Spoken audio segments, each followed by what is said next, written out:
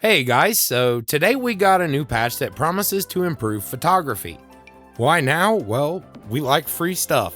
But also, leaving issues with the skill would be silly when the upcoming fashion photography career from Moschino Stuff hits next week.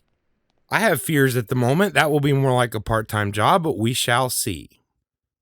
Anyway, on to the fixes. Toddlers glitched out when photographed before this patch, and that is now fixed. This means you can now get shots of your Sims family without major problems. Another thing is, we now have more control over the photos themselves. You could always hang them on the wall and select from any frames or filters, and now also switch the photo between portrait and landscape on the fly.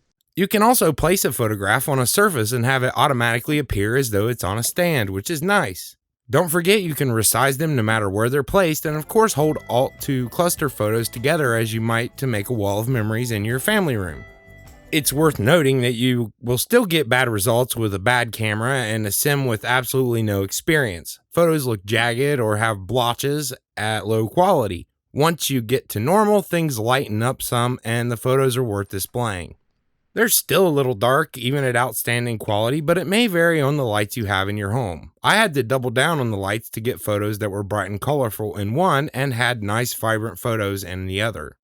I don't know how this was before, because to be honest with you, the photography skill has always been an afterthought. Thank goodness they changed their minds at some point and gave this to base game players, or else no one would use it at all.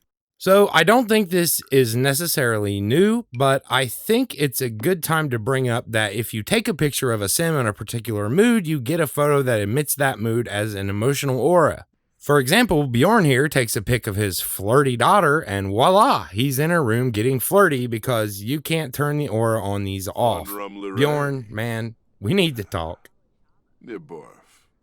That's a pretty powerful ability, and of course the other two additions are welcome. This does a bit to make photography more usable, and you can make money with it if you purchase Moschino stuff.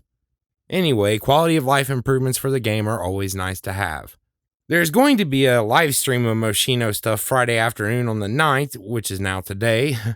They'll make use of fashion photography and show off some of the clothes. If you're like me, you're just hoping they put in plenty of job types and that Sims won't come dressed like townies, showing up like that to fashion photo shoots.